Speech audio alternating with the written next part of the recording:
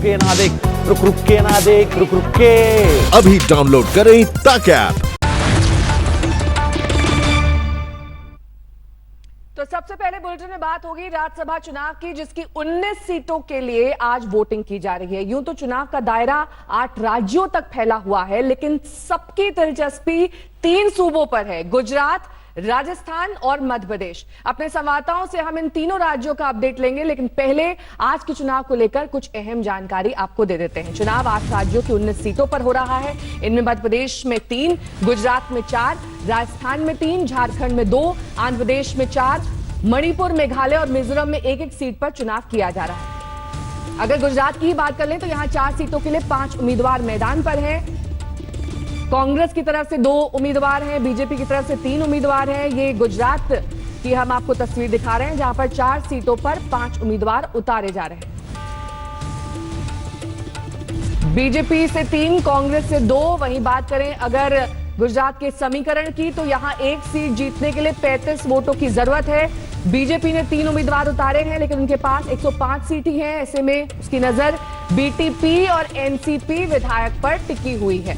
अगर कांग्रेस की बात करें तो अपने 8 विधायकों के इस्तीफे से वो मुश्किल में है। दोनों सीटों पर जीत के लिए उसे 70 वोटों की जरूरत होगी, लेकिन उसके पास 65 विधायक ही हैं। जिग्नेश मेवानी के समर्थन से उसकी ताकत 66 हो गई है, लेकिन फिर भी कांग्रेस जरूरत से 4 सीटें पीछे है। अब आपको राजस्थान लिए चलते हैं। राजस्थान की अगर बात करें तो यहां भी 3 सीटों के लिए 4 उम्मीदवार हैं, 2 कांग्रेस की तरफ से, 2 बीजेपी की तरफ से। बीजेपी और कांग्रेस की तरफ से 2-2 उम्मीदवार, यानी यहां भी दिलचस्प खेल देखने को मिल सकता है। राजस्थान में 1 सीट पर जीत के लिए 51 वोटों की जरूरत है। कांग्रेस को 2 उम्मीदवार जिताने के लिए पार्टी को 102 मत चाहिए। उसके पास फिलहाल 107 सीट है। इस लिहाज से कांग्रेस प्रत्याशियों की जीत तय है। राजस्थान की अगर बात कर लें, वहीं बीजेपी के पास कुल 75 सीटें हैं। ऐसे में पहले प्रत्याशी की जीत तो तय है, लेकिन दूसरी सीट के लिए 27 वोट कम पड़ रहे हैं। अब आपको मध्य प्रदेश लिए चलते हैं। यहां की बात कर लें तो यहां भी 3 सीटों के लिए 4 प्रत्याशी, 4 उम्मीदवार हैं। यहां दिग्विजय सिंह और ज्योतिरादित्य सिंधिया जैसे दिग्गज राज्यसभा चुनाव के लिए उतरे। अगर यहां एमपी में कांग्रेस समीकरण की बात करें तो 1 सीट जीतने के लिए 52 वोट चाहिए। कांग्रेस ने 2 उम्मीदवार उतारे हैं। इसका मतलब यह है कि कांग्रेस को 104 वोट चाहिए, लेकिन उनके पास सिर्फ 92 वोट हैं, यानी जरूरी वोट से 12 वोट कम है। ऐसे में कांग्रेस के लिए दूसरी सीट निकालना मुश्किल दिखाई दे रहा है। बीजेपी की बात करें तो उनके पास 107 सीटें हैं, यानी दोनों उम्मीदवारों के जीतने का रास्ता साफ है। बीजेपी ने यहां से ज्योतिरादित्य सिंधिया और समर सिंह सोलंकी को उतारा। गोपी घांगर हमारी संवाददाता इस वक्त गुजरात से हमारे साथ जुड़ गई हैं। गोपी, यहां पर मुकाबला बेहद दिलचस्प नजर आ रहा है, क्योंकि 4 सीटों पर 5 कैंडिडेट है। इस वक्त समीकरण क्या कह रहे हैं, किसका पलड़ा भारी है?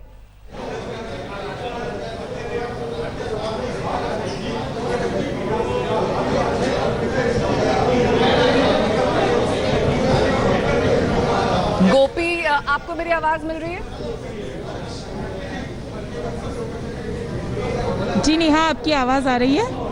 गोपी, मैं आपसे यही पूछ रही थी कि बहुत दिलचस्प मुकाबला है गुजरात का, किसका पलड़ा भारी दिखाई दे रहा है इस वक्त?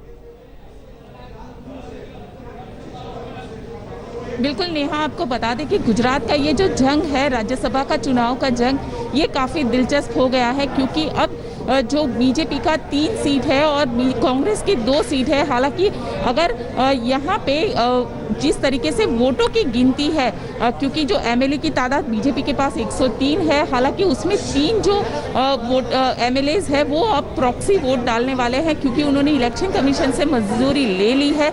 लेकिन कांग्रेस की बात की जाए तो कांग्रेस को जहां 70 वोट चाहिए, वहीं उनके पास 65 वोट है। तो देखना बेहद दिलचस्प होगा, और खास करके इस पूरे चुनाव का दारोमदार जो है वो बीटीपी और एनसीपी पे रुका हुआ है, क्योंकि एनसीपी के जो एक विधायक है वो कल बीजेपी की जो विधायक दल की मीटिंग थी वहां पे गए थे, लेकिन जो बीटीपी है, बीटीपी से अब भी बीजेपी और कांग्रेस ये दोनों पार्टियां संपर्क में बनी हुई है।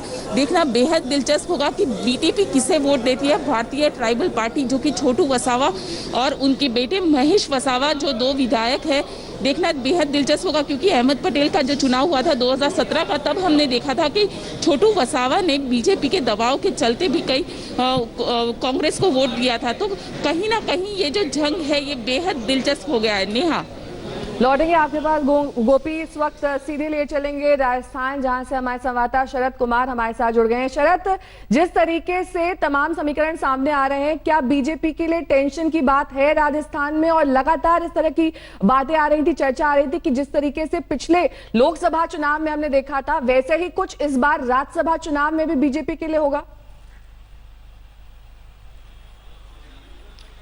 नेहा, देखिए दोनों ही पार्टियों के नेता होटल में बंद थे। हम कैमरामैन को कहेंगे दिखाएं कि ये बस है, ये विधानसभा के अंदर बस आ चुकी है। ये बस बीजेपी के विधायकों को लेकर आई है।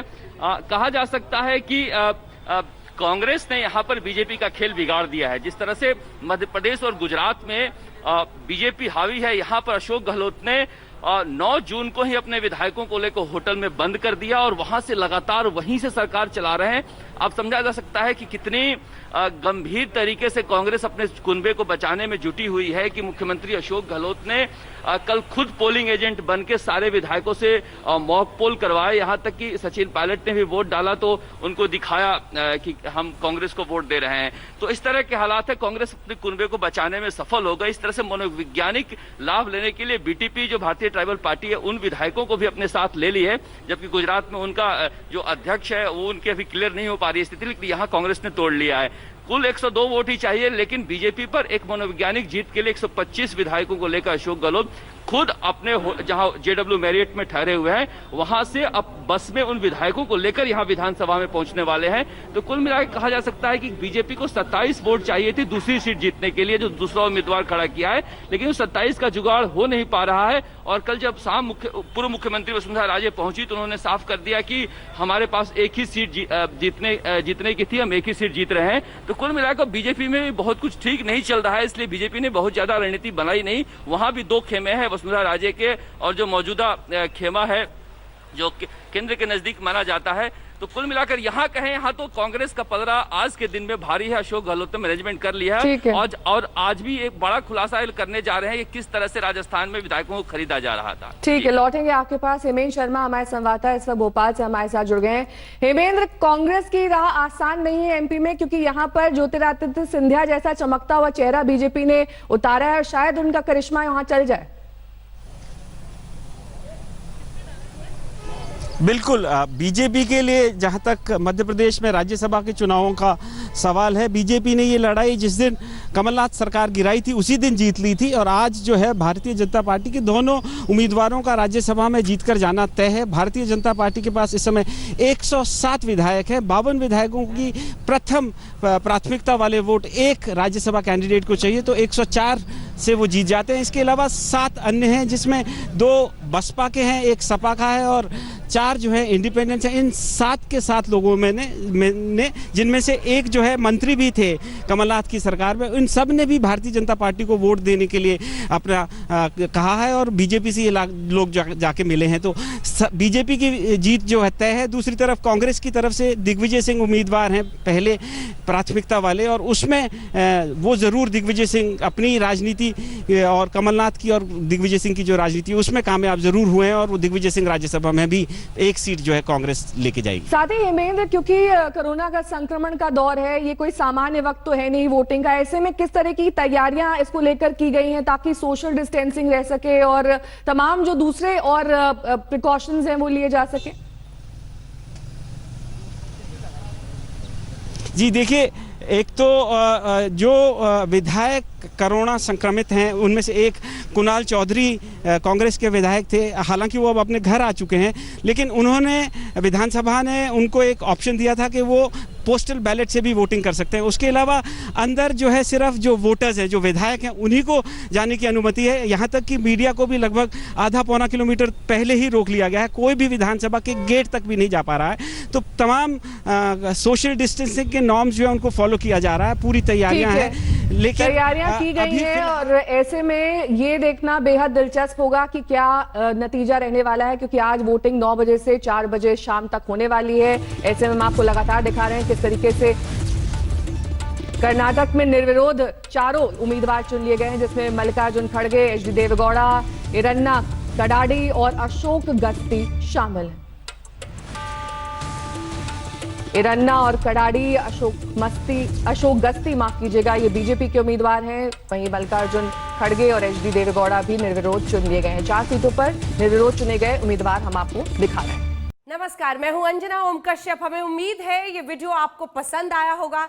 लेटेस्ट खबरों के लिए यूं ही देखते रहिए आज तक, और इस वीडियो के पसंद आने पर लाइक, शेयर एंड सब्सक्राइब करना ना भूलें।